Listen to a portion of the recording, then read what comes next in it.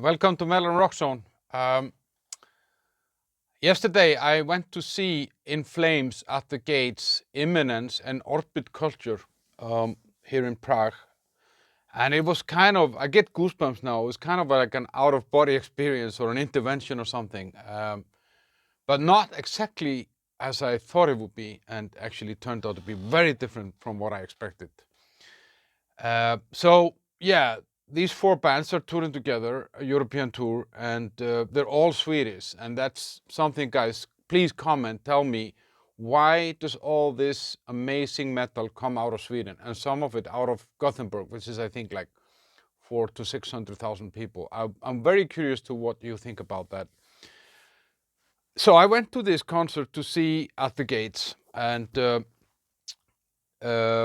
I thought, even when I was planning to go there, I thought, okay, I'll just go and see them and then I'll go home, you know, like In Flames for the last ones, At the Gates second last, and then Imminence and then Orbit Culture started. And it kind of turned out a little bit different than what I expected. So I came, I couldn't make the first band, Orbit Culture. It's a band here from Sweden, and they've done 4 albums, melodic death metal, and unfortunately I was so busy doing my last video, which is about this band, Skálmöld. You can see it up here, Concert Experience in Prague. That was the day before yesterday, so I was busy editing that and I wanted to get that out before I would go to this concert. So I missed the first band, and I was really sorry about it because I've listened to them and they're really, really good, and you should go and check them out, guys. Orbit Culture. The second band I saw, that's Imminence, and they have done 4 albums. They were kind of this metalcore stuff. It's not my cup of tea because it has a lot of this kind of dramatic whining singing that I don't really like. But they were good. I mean, like, it's a good band, and they have cool arrangements and songs, and they have it's a nice thing that they use violin. Actually, the singer, he plays violin as well, which is not something that you see very often in kind of this style of music. So yeah, and the crowd seemed to like them. As I said, it's not my thing, but you know, I give credit where credit is due. They did a good show there, and people liked them. Now, so this was in a venue that I have never been in before. It's an ice hockey ring, and as you can see, they had just cleaned out the snow from the ring. It was probably like 2,500, 3,000 people, but it's hard to kind of gauge it. It's kind of a high ceiling and a long, it's a sports hall. You know how a sports hall is. And and it was good space though, and like lots of beers, a lot of bars, people are having a lot of fun.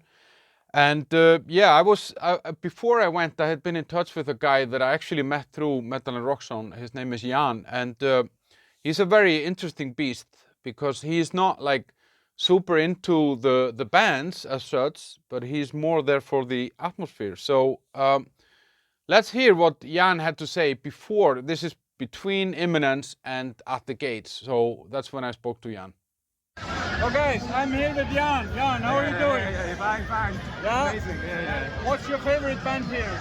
In Flames, of course. And do you know the other bands? Yeah, a little bit, but mostly In Flames. And what did you come here? Into the pit, for the mosh pit, yeah. Rock and roll! Yeah! Yeah, Jan is an optician actually, and lives in a smaller town here in the Czech Republic. But he goes to a lot of shows, and he told me he has a lot of stuff planned for next year. And he's kind of like me. He's going to see Mötley Crüe and Def Leppard, but he will also go and see, you know, whatever, At the Gates or you know, any kind of heavy metal. Nice guy, really nice guy. So yeah, after Imminence, it's kind of like that was the moment. You know, this is what I came for. At the Gates were coming on. And they're, of course, from Gothenburg in Sweden. Where else? Started in 1990, and they took a break in 96. And I think 2007 they got back together, and they've done only 7 albums, but obviously with a 11-year break, you know, that explains. For me, this band has done one of the best ever death metal albums there is, Slaughter of the Soul. There's not a single song on that album that isn't good. It's one of those that you just put on, you can play it through, and it's always solid. I love the sound. They took that kind of entombed buzzsaw guitar sound to a different level.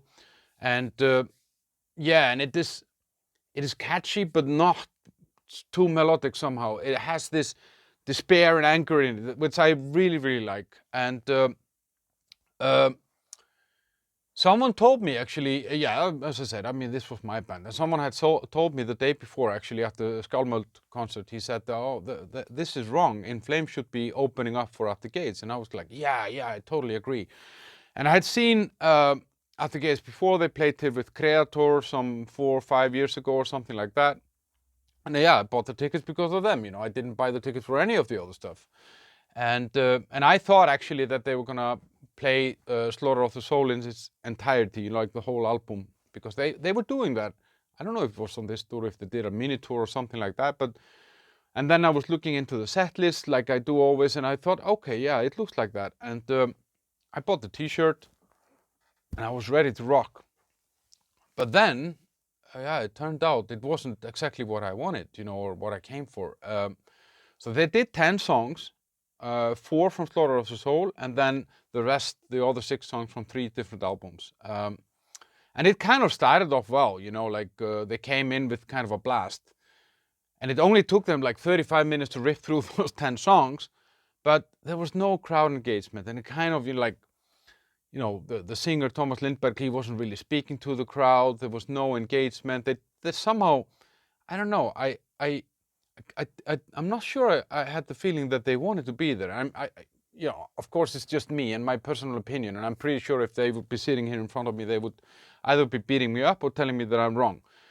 But yeah, I don't know. It just was missing something. It didn't have that climax somehow, and you know, the only thing that I kind of made me smile a little bit was that Thomas was wearing the same shirt like the last time I saw him. This red lumberjack shirt. Maybe it's his gig outfit or something, but I've seen pictures of him in different clothing. So yeah, it wasn't what I thought it would be somehow, and I didn't feel that the crowd was very much on somehow.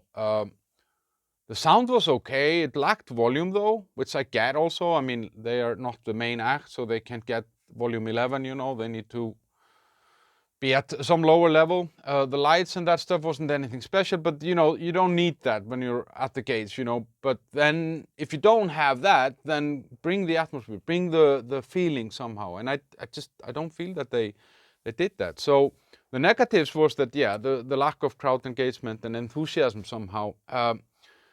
They didn't play Slaughter of the Soul in its entirety like I thought they would do, and you know, it was too late to return the t-shirt, and it was way too short. You know, they should have played 2 to 3 more songs. And I think, you know, these are 4 bands. It's a long program. Started like 6:30, ended up at 11 or something, 10:30 or something. And I think they could, I don't know, it's maybe not nice to say, they could take some songs off the first 2 bands, 1 or 2 from each, and then give that more to this band. Because this is a big band, let's face that. The positives, Thomas's shirt is still okay, and I got to see them again. I love this band, but this was just not their best night. They've done one of the greatest albums ever. I love their sound. I love the way that they sing, or the way that he sings. But I'm just gonna have to give this 7.5. It wasn't anything special. I think I will even go to 7 because, yeah, there was just something not there. So what do you do then? This is the band that I came for, you know, and I wanted to get my money's worth. So I decided, okay, I'm gonna have to see this In Flames band, and I don't want to go home now. So In Flames, 1919. And guess where? Gothenburg, Sweden. And the members are Björn Gelotte, Anders Frieden, who is a singer. Björn Gelotte is a guitar player. And Paul Bryce, who plays the bass and sings backing vocals. Then Tanner Wayne, cool name, Tanner Wayne, on drums. And there's Chris Broderick on guitar. I think he's just touring now, and I think he played on the upcoming album. Chris Broderick has played with Megadeth. I'll come to that a little bit later. So they've done 13 albums. The 14th one is coming out next year. And there's a nice video on our channel where at the intro to Foregone Part 1, that's the name of the song from the new album that's called Foregone. and he's making a joke about that new album. I check that video. It's actually really, really funny. Maybe I can actually even clip it in here. Next year, February, we have a new album coming out, and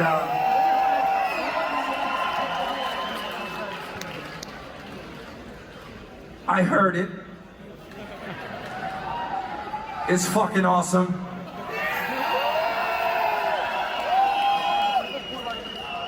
If you don't look at this honest face right here, it will be your best friend for the next 10 years, people. Yeah, so I kind of me and In Flames was like an interesting thing, because I think I just heard the wrong songs or something when I started listening to them, because I kind of had grouped them more with this Arch Enemy and those kind of metalcore, yeah, let's say it again, whining choruses and stuff like that, but it isn't actually, but I hadn't really given them a chance, and then now leading up to this concert, I don't know, some subconsciously I started listening to them a little bit more, and it was good, but I wasn't fully sold on it somehow. But I could see that the crowd was there for them, and the wait between At the Gates, because I don't know if they finished early or something, but the wait was kind of long, and there are some people that were a little bit more tired than others, but I guess that's what happens when you've been drinking beer since 5 or 6 o'clock. And there's a public holiday today, so people had the chance to get wasted. And they were 5 minutes late on stage, and I was like, this isn't good, like, well, like this isn't the band that I came for, and now I'm waiting 5 minutes late, and yeah, but I didn't get my fill with At the Gate, so I stood my ground. So they started off with a song called The Great Deceiver. I don't know what this Deceiver thing is, because Arch Enemy has Deceiver and a Deceiver album, and now these guys have The Great Deceiver. Maybe that's a little bit better Deceiver than the Arch Enemy Deceiver. And I was fucking blown away. This was amazing. The goosebumps are back. They went on to Pinball Map, which is amazing song, Cloud Connected, and the thing is that this stuff all sounded better than on Spotify or on the albums, like the live sound was so fucking good, and it just rolled on. They played 16 songs from 11 albums, which I think is great, and 3 of them no, actually, I'm wrong, 16 from 12 albums then, because they played 3 from the upcoming album. Oh, sorry, 16 from 11. Let's get that straight. The singer was amazing, the guitarist as well, and I can see now, I mean, obviously the founding guitarist that has been there kind of, since, well, actually just since 96 or something, anyway. This Chris Broderick from that used to play for Megadeth, I can see now why Dave Mustaine actually said that this is the best guitar player that he has had on Megadeth. And this is Dave Mustaine. He never talks nicely about anyone. He has never said a nice word about anybody, except maybe his family and himself. And he said that when I found Chris Broderick, it was kind of like when Ozzy Osbourne found Randy Rhoads, and that's a huge statement. So the band was obvious. They had fun. They loved this, and it was infectious. They gave that to the crowd, and they got them along, and they were joking and all that stuff. But it never got too much. It never got into this kind of jam feeling that you're somehow participating in someone's party, but you're not really there, But they just did this elegantly, and no song felt too long. Everything was just a banger, and I felt like in the middle of this as shit. I'm fucking converted. I'm an In Flames fan now. So I actually, and I ended up going and buying the T-shirt. I almost didn't want to go and buy the T-shirt because I would miss the song or something like that. There was a mosh pit the whole time, and and I realized that I was experiencing something very, very special. It was like a intervention or something by In Flames. So there is a reason why this band has been going for all this time and has made 13 albums. I mean, people love this, and it was so obvious. The whole show was really cool. The lights were great, they had these blinking columns where, and then they had the drum kit on a high riser, like a very high riser on the right side, and then the keyboards on the left side that gave it like a really cool setting. And then the singer Anders, he was stepping onto, I don't know if it was the monitors or some riser in the front, so he was very much kind of in your face with the crowd. And then they did spotlights on the guitars when they were doing the solos. It was so fucking pro and so well done that, you know, this band has thought of everything when it comes to this. And the sound was perfect. I could barely hear myself this morning. Not that I needed to hear myself, but yeah, there was something, something was buzzing in my ears, you know, still some 7 hours later. And yeah, now I understand why they were headlining. You know, this is how a rock concert should be. The pros, it's an amazing band. I mean, they're all very skilled. And what is interesting about these guys from Sweden is that they often play different instruments. You know, the bass player, I think he used to play drums, or, you know, or the guitarist used to play drums, you know, like it's yeah, they seem to be able to do whatever they want. They were great with the crowd, great setup, cool show. The set list was amazing, really like a mix. Everyone got what they came for. If you were a fan in the 90s, you got something. If you're a new fan, you got something. They fucking loved it just as much as we did. And the humor from Anders Frieden is really cool. I've been lucky enough to do business in Sweden, and he is a typical Swedish humorist, and yeah, and it added to this, you know, because it made him very human, and the crowd fucking loved it. The negatives, it went too quick. That's the only thing that I can say.